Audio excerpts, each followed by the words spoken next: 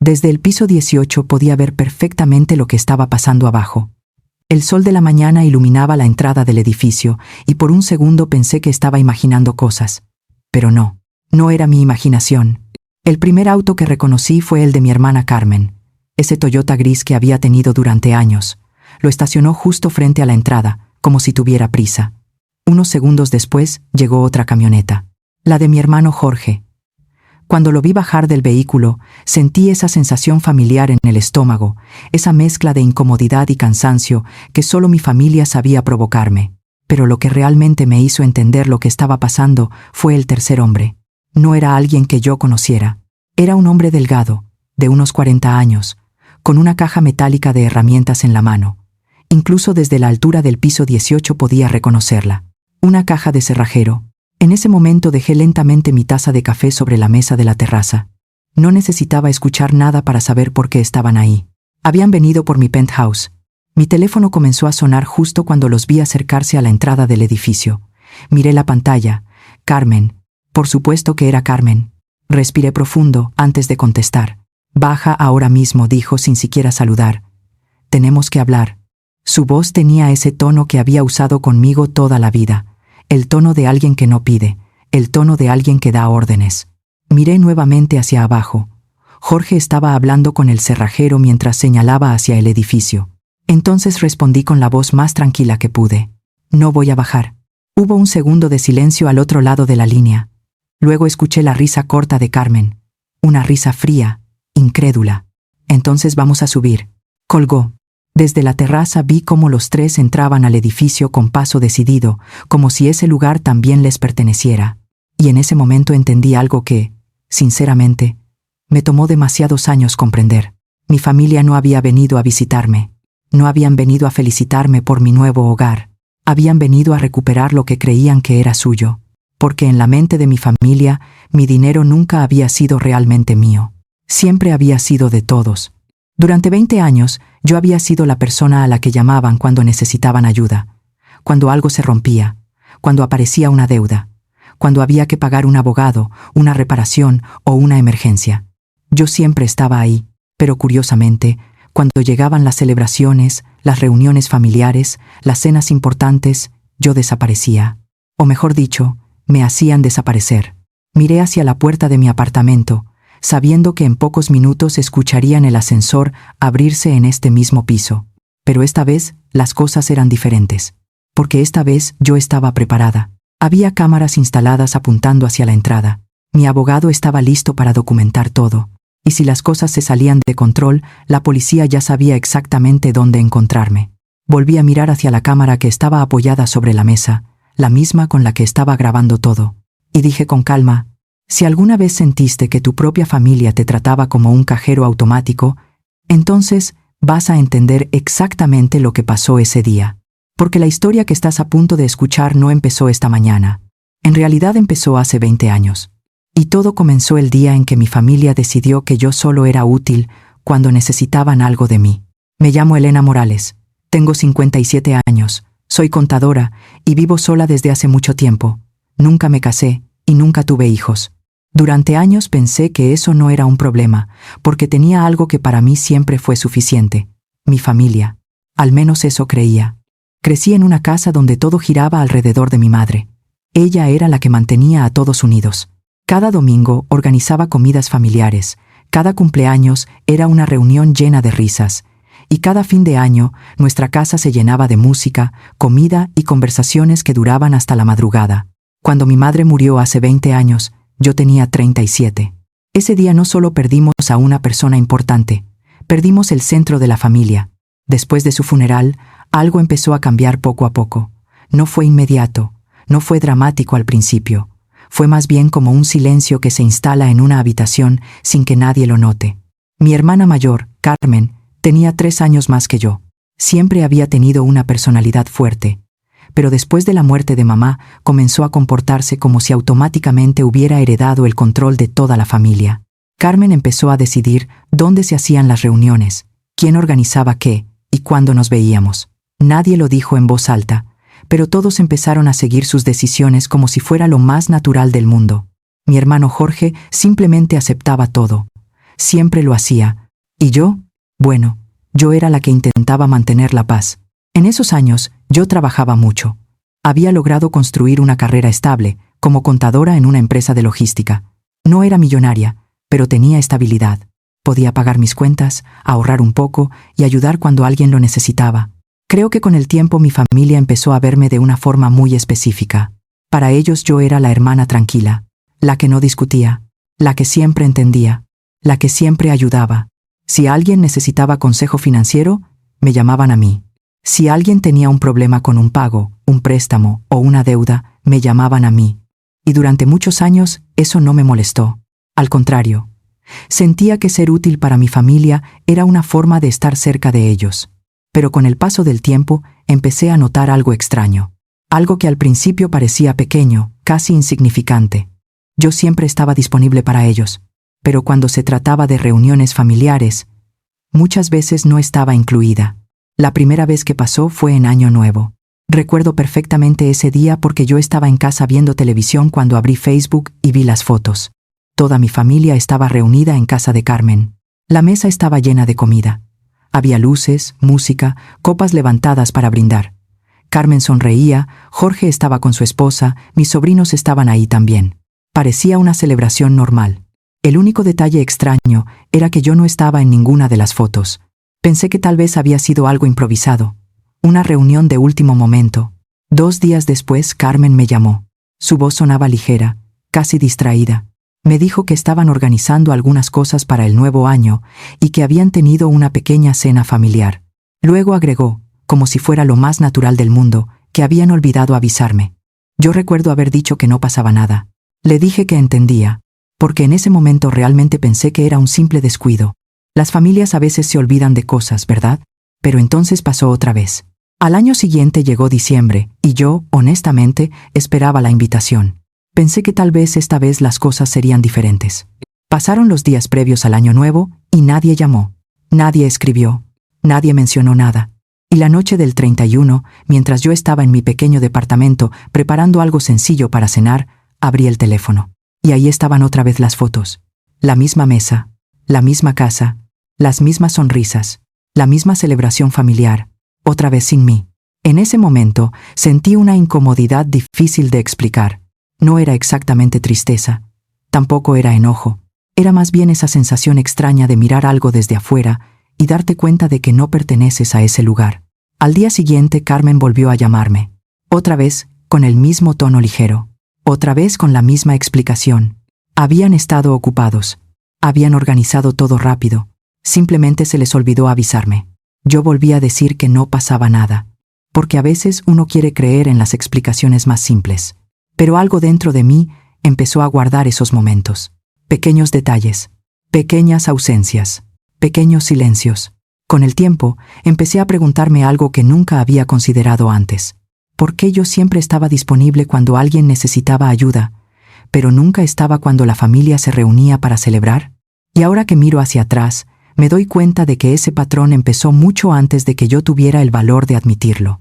Si alguna vez te ha pasado algo parecido, si alguna vez sentiste que tu propia familia simplemente te dejó fuera sin explicación, dime en los comentarios si alguna vez te pasó algo así, porque lo que yo todavía no sabía en ese momento era que esa no sería la última vez.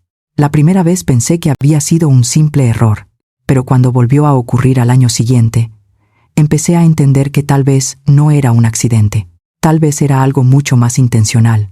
Durante mucho tiempo, traté de no pensar demasiado en lo que estaba pasando. Cada vez que algo me incomodaba, encontraba una excusa para explicarlo.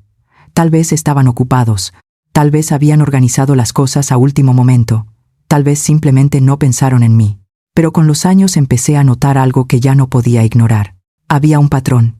Y lo curioso es que ese patrón solo se hacía evidente cuando miraba las cosas con cierta distancia. Porque mi familia casi nunca me llamaba para saber cómo estaba, pero sí me llamaban cuando necesitaban algo. La primera vez que lo noté claramente fue con Carmen. Un día me llamó en la tarde. Sonaba preocupada, casi angustiada. Me dijo que el techo de la casa familiar estaba en mal estado, que había empezado a filtrarse agua cuando llovía y que necesitaban repararlo lo antes posible.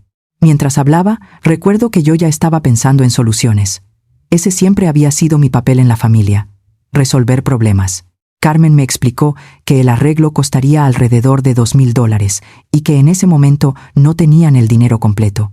Luego dijo algo que escuché muchas veces en los años siguientes. Me dijo que solo necesitaba ayuda temporal, que me devolverían el dinero en cuanto pudieran. Yo acepté sin pensarlo demasiado. Después de todo, era la casa donde habíamos crecido, la casa donde mamá había vivido durante tantos años. Ayudar con eso parecía lo correcto. El dinero salió de mis ahorros y lo transferí esa misma semana. Los meses pasaron, y el dinero nunca regresó. Pero para entonces, yo ya estaba acostumbrada a no preguntar demasiado. Un año después, ocurrió algo parecido con mi hermano Jorge. Una tarde apareció en mi puerta sin avisar. Se sentó en la mesa de la cocina y empezó a contarme que su hija estaba a punto de entrar a la universidad. Había gastos que no habían previsto. La matrícula era más alta de lo que esperaban. Mientras hablaba, yo podía ver la preocupación en su rostro, o al menos eso creí en ese momento. Me pidió $3,500. Me dijo que era solo un préstamo, que en cuanto su situación mejorara empezaría a devolvérmelo poco a poco. Recuerdo haber pensado que la educación de una sobrina era algo importante, así que acepté. Le transferí el dinero unos días después. Nunca volvió a mencionarlo. Y luego estaba Raúl, el esposo de Carmen. Una noche me llamó porque su hijo mayor estaba pasando por un problema legal. Había cometido un error y necesitaban contratar un abogado rápidamente. Raúl habló durante varios minutos explicando lo complicado que era todo, lo importante que era resolver el asunto antes de que empeorara. Finalmente llegó a la cifra: $5,000. Recuerdo haberme quedado en silencio un momento mientras hacía cálculos en mi cabeza. Era mucho dinero, pero también era mi familia. Así que una vez más acepté ayudar. Con el tiempo, cuando empecé a sumar esas cantidades, me di cuenta de algo que nunca había considerado realmente. Había prestado más de $10,000 a mi familia a lo largo de los años. Tal vez incluso más. Y sin embargo, lo que más me sorprendía no era el dinero. Era otra cosa. Porque cada vez que alguien tenía un problema, yo estaba ahí. Cuando alguien necesitaba ayuda financiera, yo era la primera persona a la que llamaban. Pero cuando se trataba de momentos felices, curiosamente yo desaparecía. Los cumpleaños familiares se celebraban sin mí. Las cenas de Navidad se organizaban sin avisarme. Y Año Nuevo, bueno, Año Nuevo parecía haberse convertido en una tradición donde yo simplemente no existía. No era que me dijeran que no podía ir. Era algo más extraño que eso. Simplemente no me incluían. A veces veía fotos días después. La mesa llena, las luces, las risas, mis sobrinos creciendo, y yo no estaba en ninguna parte de esas imágenes. Recuerdo que una noche estaba sentada en mi sala mirando una de esas fotos en el teléfono. La amplié lentamente, como si tal vez hubiera alguna esquina donde apareciera yo. Pero no. Entonces, me hice una pregunta que durante mucho tiempo había evitado formular. Una pregunta simple, pero incómoda. ¿Soy realmente parte de esta familia?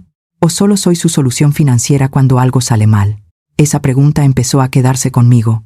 No todos los días, pero sí en ciertos momentos. Cada vez que sonaba el teléfono y veía el nombre de alguien de la familia, una pequeña parte de mí ya sabía lo que iba a pasar. No era una invitación, no era una visita, era una solicitud, algo más que necesitaban.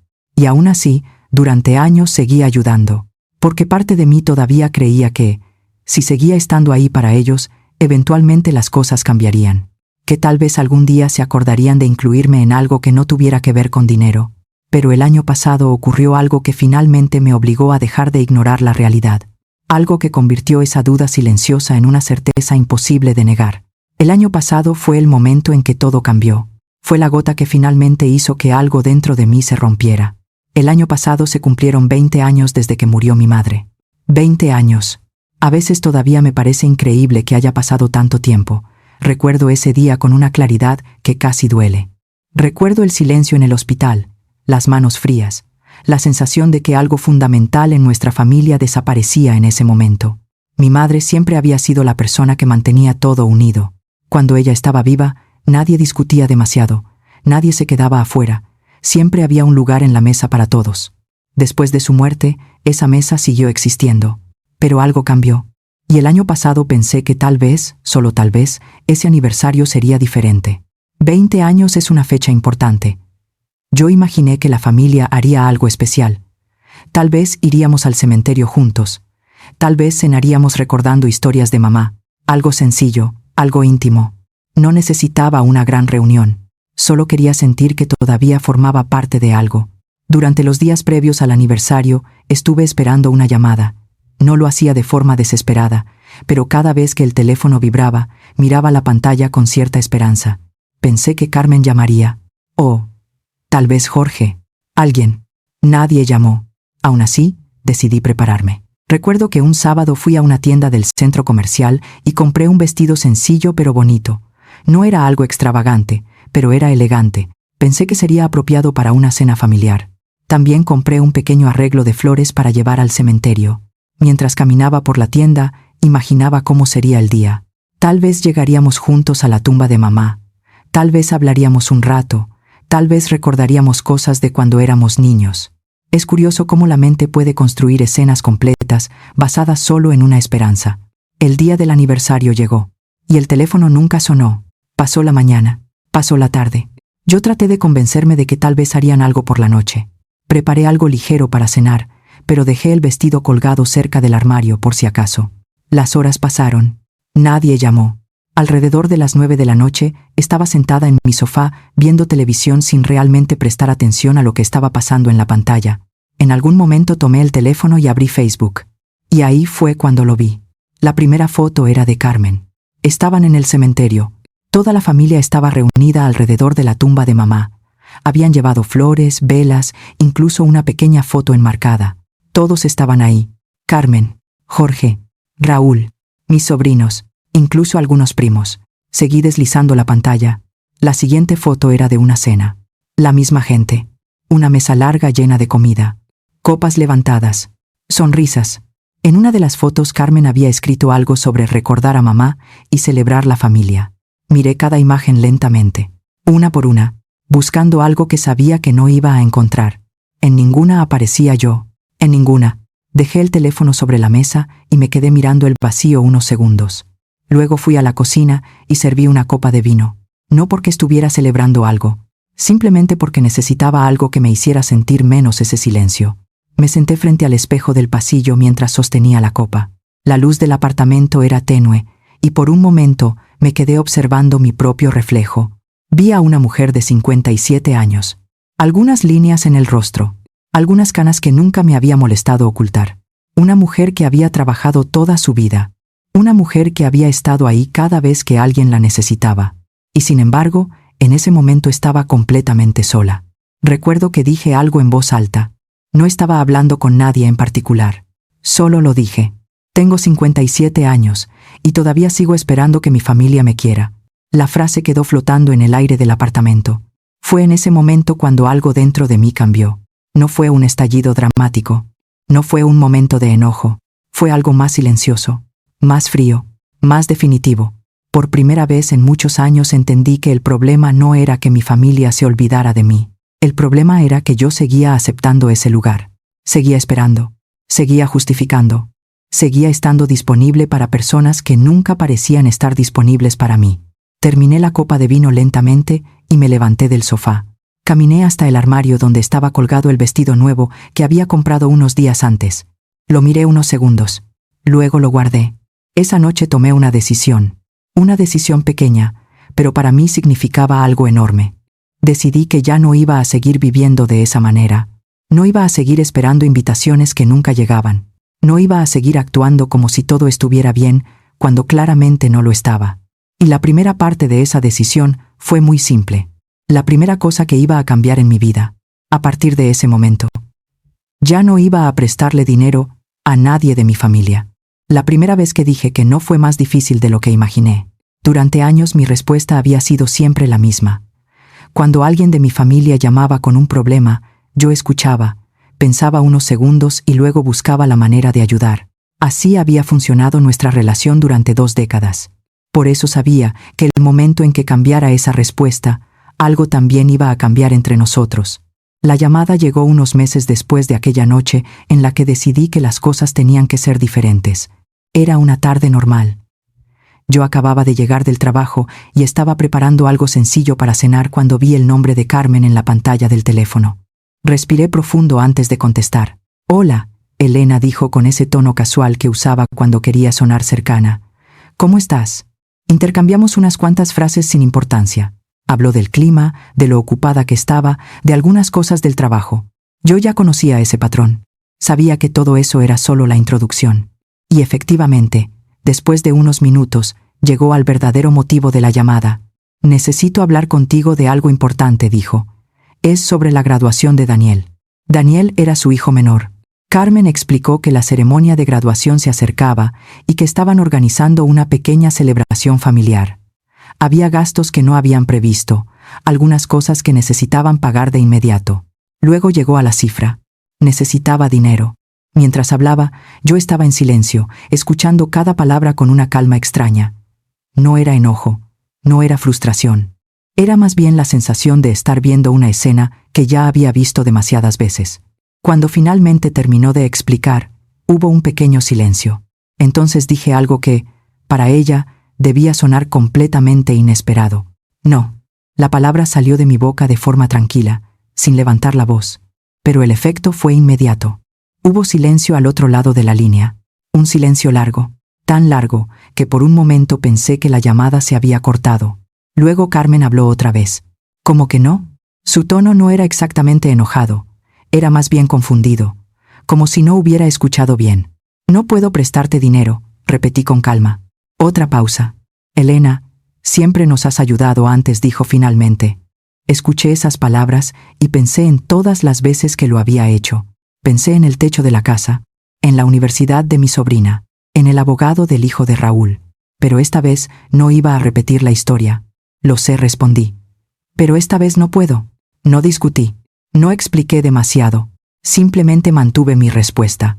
Carmen no estaba acostumbrada a eso. Durante algunos segundos intentó convencerme. Dijo que era algo importante, que solo sería un préstamo temporal, que me devolverían el dinero pronto. Era el mismo discurso de siempre. Pero esta vez no funcionó. Finalmente dijo algo breve y colgó. La conversación había durado menos de 10 minutos. Cuando dejé el teléfono sobre la mesa sentí algo curioso. No culpa, no ansiedad, sino una sensación ligera, como si hubiera soltado algo que llevaba cargando mucho tiempo. Pero esa llamada no fue la única. Un par de meses después, fue Jorge quien apareció. Él siempre tenía un estilo diferente. Mientras Carmen era directa, Jorge prefería rodear el tema. Me invitó a almorzar un sábado. Fuimos a un pequeño restaurante cerca de mi apartamento. Durante los primeros 15 minutos hablamos de todo menos de lo que realmente quería decir. Me preguntó por el trabajo. Comentó algunas noticias. Incluso preguntó por mi salud. Pero yo sabía que tarde o temprano llegaría al punto. Y finalmente llegó. Tú siempre has sido la más organizada con el dinero, dijo, mientras movía la cucharita en su café. Ese tipo de frase siempre era el comienzo. Luego mencionó que estaba pensando en hacer un pequeño viaje con su familia durante el verano. Nada extravagante, solo unos días de descanso. Pero en ese momento, estaban un poco ajustados económicamente. La pregunta llegó poco después. Necesitaba un préstamo. Lo escuché en silencio hasta que terminó. Y cuando terminó, respondí con la misma palabra que había usado con Carmen. No. Jorge parpadeó varias veces. ¿No? No voy a prestarte dinero, dije con tranquilidad. Su reacción fue parecida a la de Carmen. Confusión primero, luego sorpresa. No discutimos mucho. Él tampoco sabía muy bien qué decir ante una respuesta que nunca había escuchado antes. Terminamos el almuerzo poco después. Cuando salí del restaurante, supe que algo había cambiado. Mi familia empezaría a notar que ya no reaccionaba de la misma manera. Empezarían a preguntarse qué estaba pasando conmigo. Lo que no sabían era que mi cambio no era un capricho. Mientras ellos trataban de entender por qué ya no podían contar conmigo para resolver sus problemas financieros, yo estaba haciendo algo que nunca había hecho antes. Estaba guardando mi dinero, cada semana, cada mes, con una disciplina que antes no tenía. Durante años, cualquier ahorro que lograba terminaba en manos de algún familiar con una emergencia. Ahora, ese dinero se quedaba conmigo. Poco a poco empecé a ver crecer una cantidad que antes nunca había logrado conservar. Y mientras ese número crecía, también crecía una idea en mi cabeza. Una idea que al principio parecía solo un pensamiento pasajero, pero con el tiempo, empezó a convertirse en algo más concreto. Porque decir que no había sido solo el primer paso, lo que mi familia no sabía, era que yo ya estaba trabajando en algo mucho más grande. Tenía un plan. Durante meses, seguí con la misma rutina, sin que nadie sospechara nada. Trabajaba de lunes a viernes como siempre. Llegaba temprano a la oficina, revisaba cuentas, preparaba reportes, hablaba con clientes. Mi vida no parecía haber cambiado desde afuera, pero por dentro todo era diferente. Cada vez que recibía mi salario, apartaba una parte y la guardaba. No era algo que hubiera hecho con tanta disciplina antes. Durante años, cualquier dinero extra terminaba ayudando a alguien de mi familia. Ahora ese dinero tenía otro destino. Por primera vez en mucho tiempo estaba pensando en mí. Al principio no sabía exactamente qué quería hacer. Solo sabía que quería algo que fuera completamente mío, algo que representara una nueva etapa, algo que no estuviera conectado con las expectativas de nadie más. Una tarde, mientras revisaba anuncios de propiedades en Internet casi por curiosidad, vi algo que inmediatamente llamó mi atención. Era un departamento frente al mar.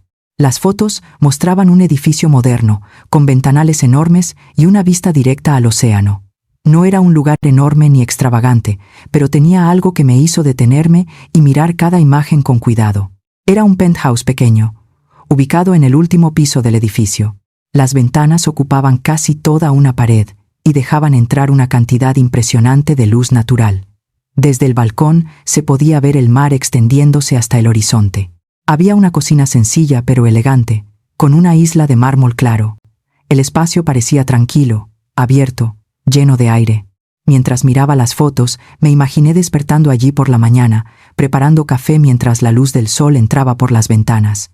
Me imaginé sentada en ese balcón al atardecer, escuchando el sonido del océano. Era una imagen tan diferente a mi pequeño apartamento actual que por un momento pensé que estaba soñando. Entonces vi el precio. $65,000. Recuerdo que me quedé mirando ese número durante varios segundos. No era una cantidad pequeña, pero tampoco era imposible. Durante los últimos meses había logrado ahorrar más de lo que imaginaba. Y además tenía algunos ahorros acumulados de años anteriores que nunca había tocado. Por primera vez en mucho tiempo, hice algo que siempre había evitado.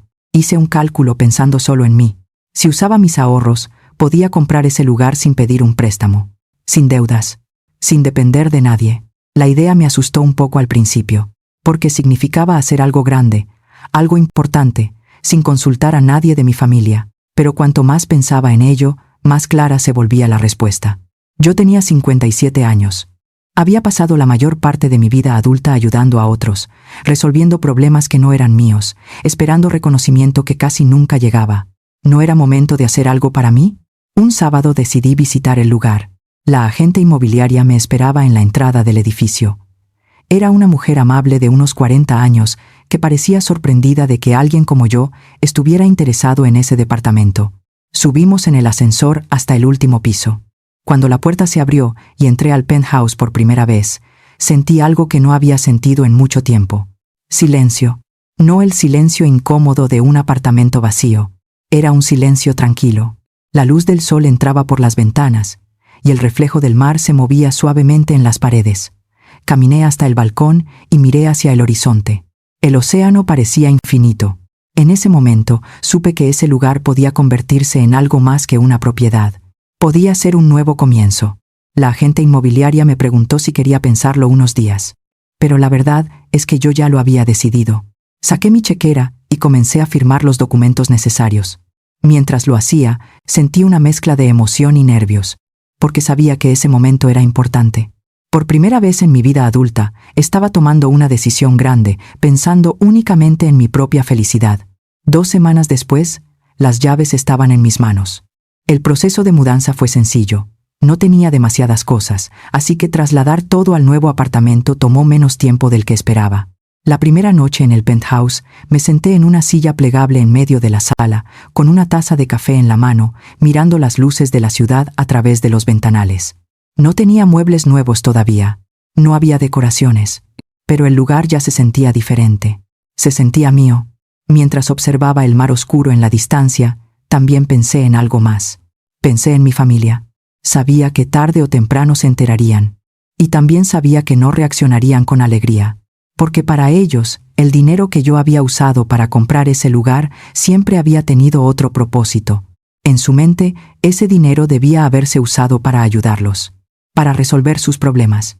para cubrir sus emergencias, no para comprar un penthouse frente al mar.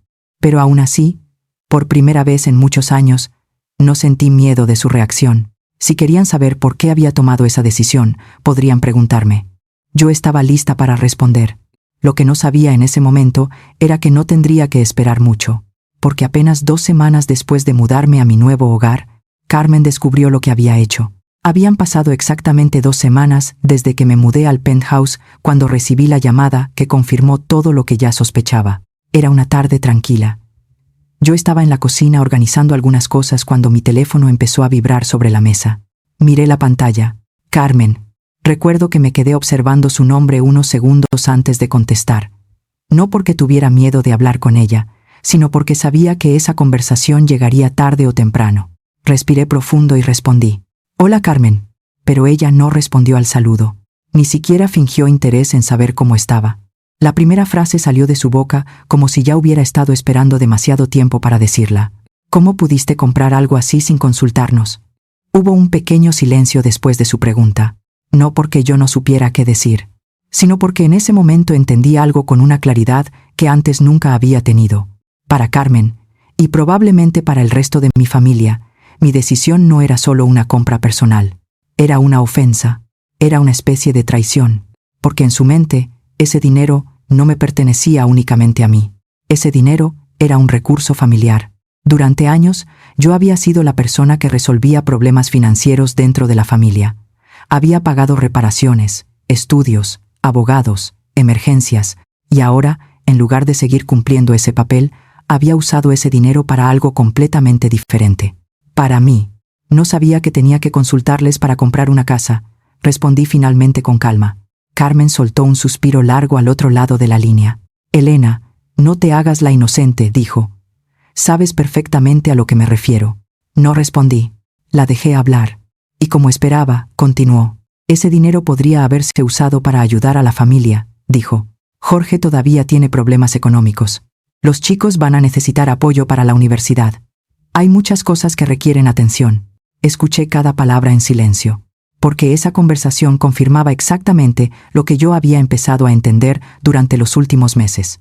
Para ellos, mis decisiones financieras siempre habían estado conectadas con sus necesidades, nunca con las mías. Ese dinero debía ayudar a la familia, repitió Carmen.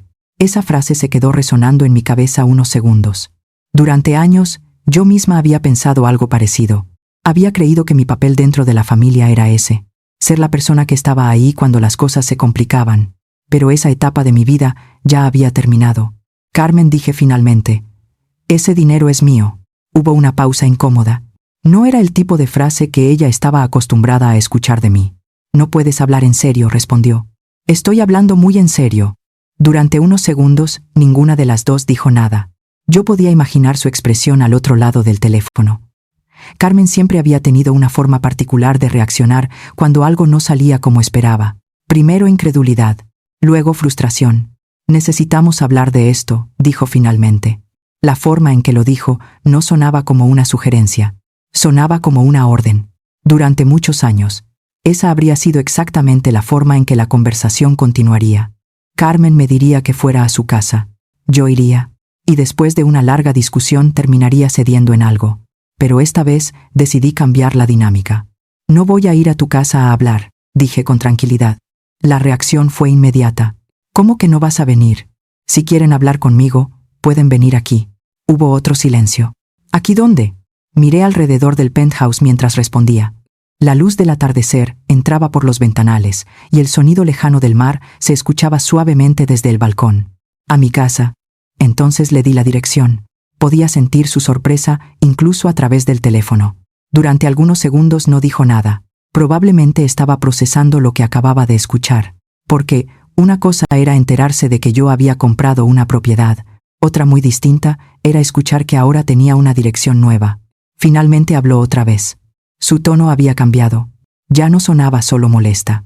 Sonaba algo más. Controladora. Está bien, dijo lentamente.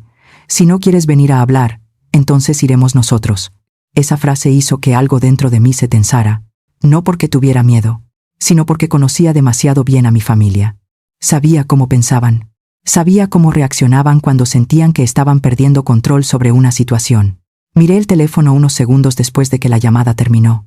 La conversación había sido corta, pero me había dejado completamente segura de algo. Carmen no estaba pensando en una simple visita. Cuando dijo que vendrían, no estaba hablando de una conversación tranquila. Algo más iba a pasar. Y en ese momento, entendí que la verdadera confrontación con mi familia estaba a punto de comenzar. El 31 de diciembre amaneció tranquilo. El sol entraba por los ventanales del penthouse y el mar se veía especialmente claro esa mañana. Recuerdo que preparé café y salí al balcón con la taza en la mano.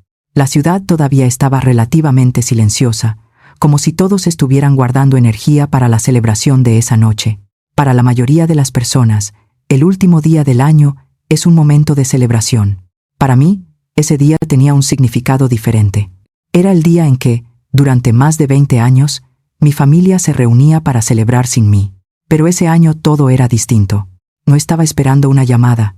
No estaba esperando una invitación. Estaba disfrutando algo que no había tenido en mucho tiempo. Paz. Había pasado las últimas semanas acomodando el penthouse poco a poco. Todavía faltaban algunos muebles, pero el lugar ya se sentía como un hogar. Un hogar construido con mis decisiones, con mi trabajo, con mi dinero. Estaba sentada en la terraza cuando vi movimiento en la calle. Al principio no le presté demasiada atención. Era una zona donde siempre circulaban autos, gente caminando, vecinos entrando y saliendo del edificio. Pero entonces vi el primer vehículo detenerse frente a la entrada. Era el auto de Carmen. Incluso desde el piso 18, lo reconocí de inmediato.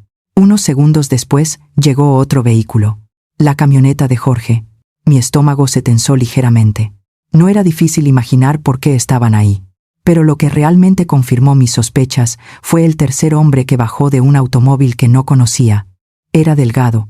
Llevaba una chaqueta oscura y sostenía una caja metálica de herramientas. Una caja de cerrajero. Me quedé observando desde el balcón mientras hablaban entre ellos. Carmen gesticulaba con las manos como siempre hacía cuando estaba dando órdenes. Jorge miraba hacia el edificio varias veces, como si estuviera calculando algo. El cerrajero escuchaba. Luego levantó la mirada hacia la puerta principal del edificio. En ese momento todo encajó. No habían venido a conversar. Habían venido a entrar. Tomé mi teléfono y bajé el volumen del sonido ambiente para escuchar mejor. Justo entonces el teléfono comenzó a vibrar. Carmen. Contesté. Estamos abajo, dijo sin rodeos. Baja ahora mismo. Miré hacia la calle mientras hablaba. No voy a bajar. No seas dramática, Elena respondió. Solo queremos hablar. Entonces hablen desde ahí, dije con calma.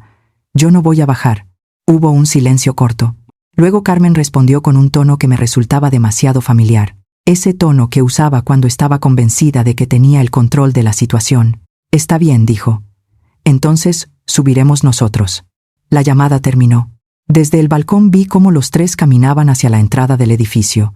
En ese momento recordé todas las conversaciones de las últimas semanas. Recordé cómo Carmen hablaba de mi compra como si fuera una señal de que yo había perdido el juicio. En su mente, gastar dinero en mí misma era una prueba de que algo estaba mal conmigo. Probablemente pensaban que estaban haciendo lo correcto, que estaban interviniendo, que estaban salvándome de una mala decisión. Pero yo sabía lo que realmente estaba pasando.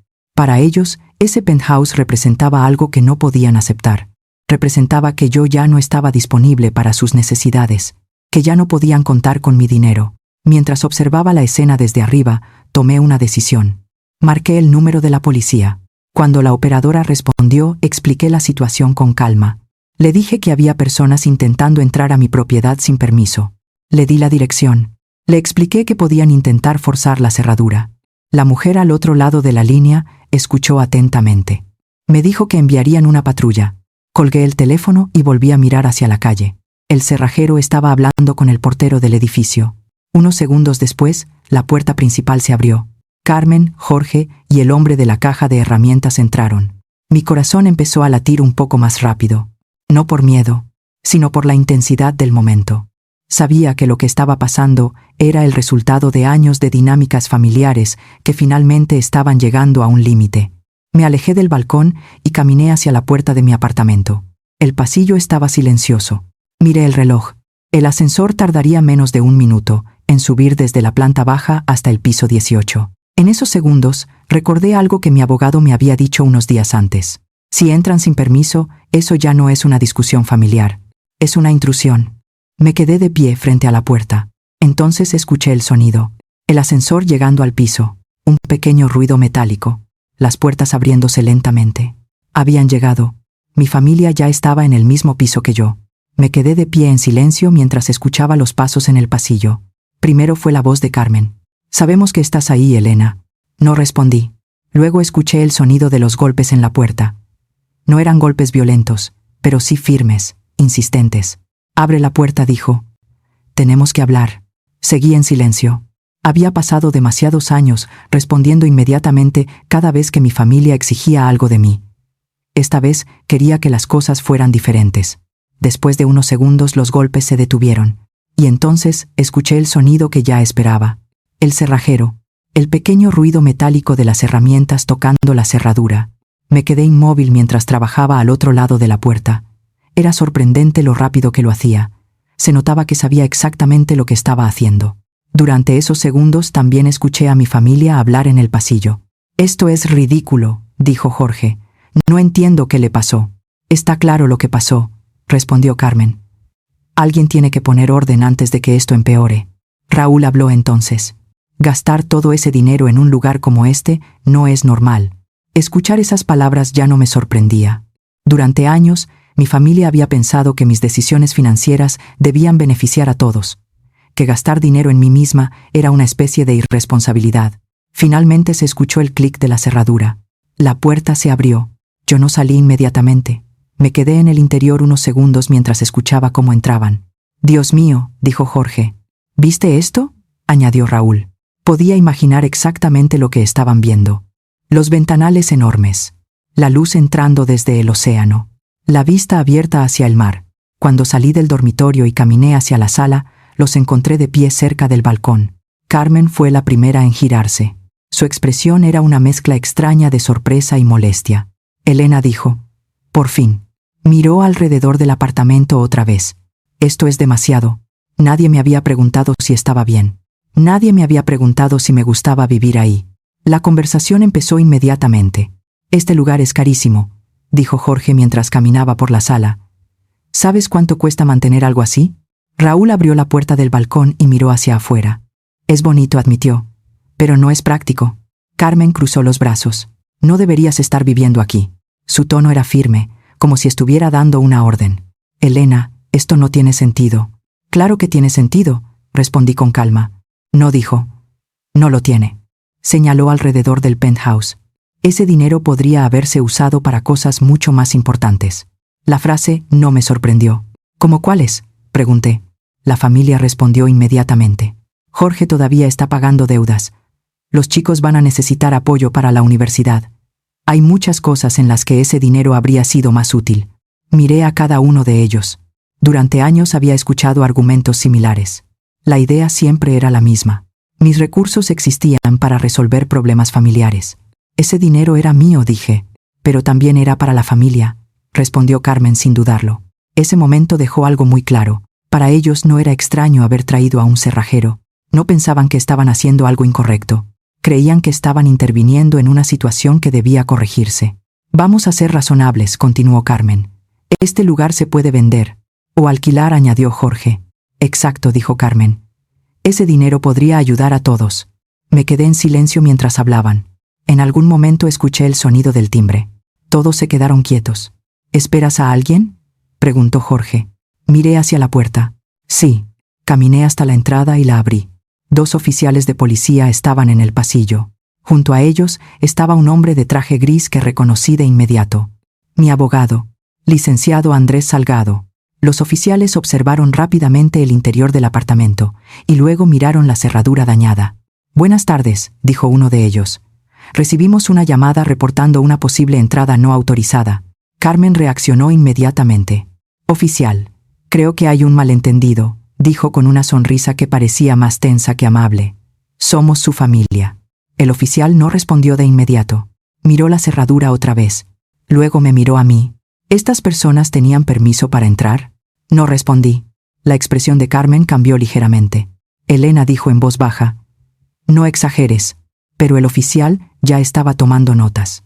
El licenciado Salgado dio un paso adelante con calma profesional. «Buenas tardes, oficiales», dijo. «Soy el abogado de la señora Morales». Sacó una carpeta de su portafolio. «Tenemos grabaciones de la entrada forzada y de las conversaciones previas». Jorge palideció. Raúl dejó de hablar. Carmen me miró como si estuviera viendo a una persona completamente diferente. El abogado me miró directamente. Su voz fue tranquila, pero muy clara. «Señora Morales», dijo, «con la evidencia que tenemos, usted tiene bases legales para proceder». Hizo una pequeña pausa antes de continuar. «La pregunta es sencilla». Me sostuvo la mirada mientras terminaba la frase. «¿Desea presentar cargos?». Durante unos segundos nadie dijo nada. El silencio en la sala era tan pesado que casi podía sentirse en el aire. Carmen me miraba con incredulidad. Jorge parecía nervioso. Raúl evitaba mirar directamente a los policías. Mi abogado seguía esperando mi respuesta con la misma calma profesional. «¿Desea presentar cargos?». Esa era la pregunta. Durante años había imaginado un momento así, aunque nunca pensé que llegaría de esta forma. Tener finalmente el control de una situación con mi familia era algo nuevo para mí. Podía hacerlo. Podía seguir adelante con el proceso. La entrada había sido forzada. Había testigos. Había grabaciones. Legalmente era un caso claro. Pero mientras miraba a mi familia ahí, en medio de mi sala, entendí algo importante. No necesitaba verlos en la cárcel para cerrar ese capítulo de mi vida. Lo que necesitaba era algo diferente. Respiré profundamente antes de hablar. «No voy a presentar cargos criminales», dije. Carmen dejó escapar un suspiro de alivio inmediato. Jorge también parecía relajarse. Pero levanté la mano antes de que alguien pudiera decir algo. «Todavía no termino». El alivio desapareció de sus rostros. «No voy a presentar cargos, con una condición». El oficial levantó ligeramente la cabeza. «¿Qué tipo de condición?». Miré a mi familia antes de responder. «Quiero que me devuelvan el dinero».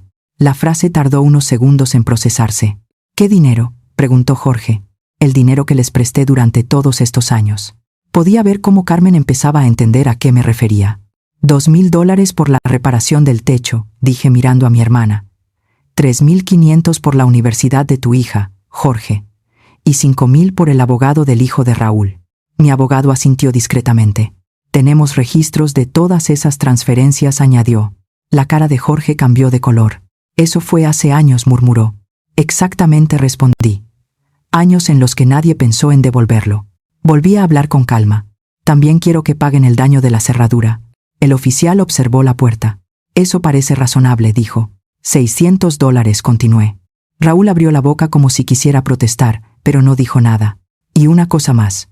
Todos me miraron. «Quiero una orden de restricción temporal». Carmen parpadeó. «¿Qué?». 30 días, dije. «No quiero que ninguno de ustedes se acerque a este edificio ni me contacte durante ese tiempo». La reacción fue inmediata. «Elena, eso es absurdo», dijo Carmen.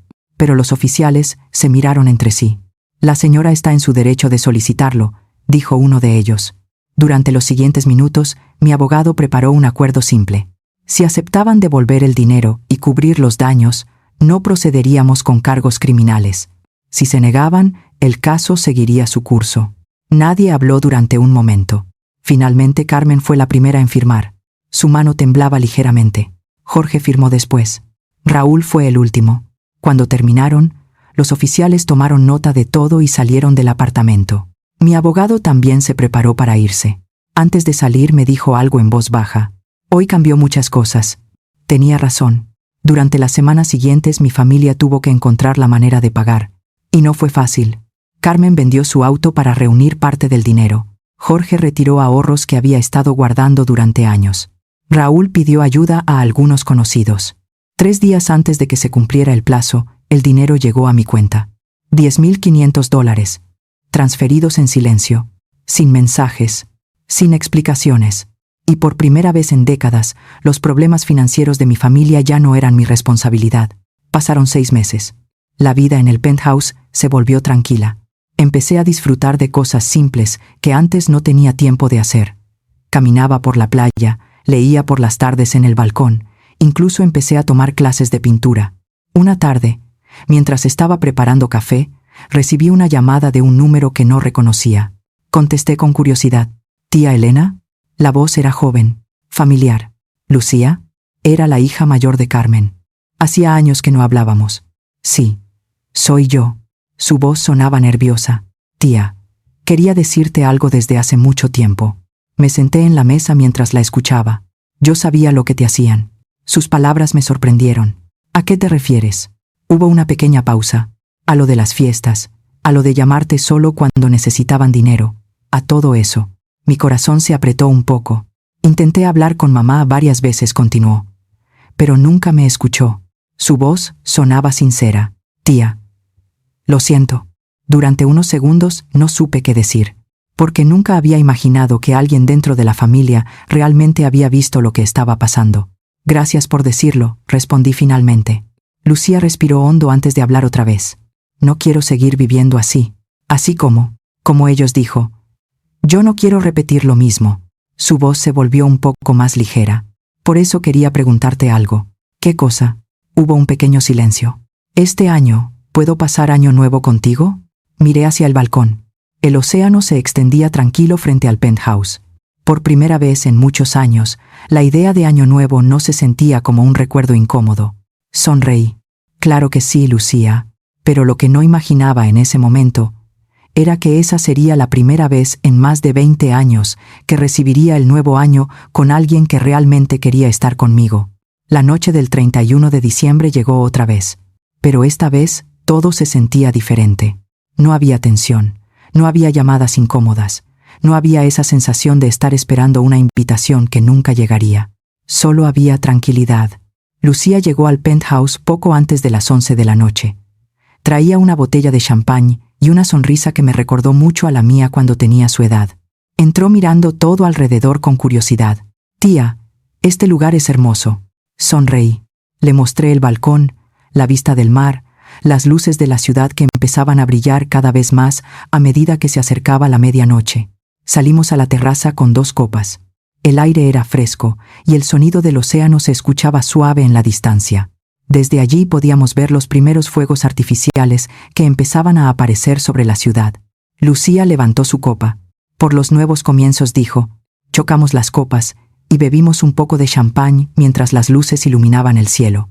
Por un momento me quedé mirando el horizonte. Durante muchos años pensé que mi familia era todo lo que tenía, que sin ellos estaría completamente sola. Pero esa noche entendí algo diferente. La paz también puede ser una familia. A veces la familia no es solo la gente con la que compartes sangre. A veces es la gente que decide quedarse. Miré hacia la cámara y sonreí con tranquilidad. Si esta historia te recordó algo de tu propia vida, me gustaría leerte en los comentarios. ¿Alguna vez sentiste que alguien cercano solo aparecía cuando necesitaba algo? ¿Crees que hice lo correcto al poner límites? Me interesa mucho saber qué piensas. Y si te gustan las historias reales como esta, historias sobre decisiones difíciles, sobre aprender a valorarse y empezar de nuevo, puedes suscribirte al canal, porque a veces las historias más increíbles no vienen de una película, vienen de la vida real. Y a veces, esas historias empiezan el día en que decides elegirte a ti mismo.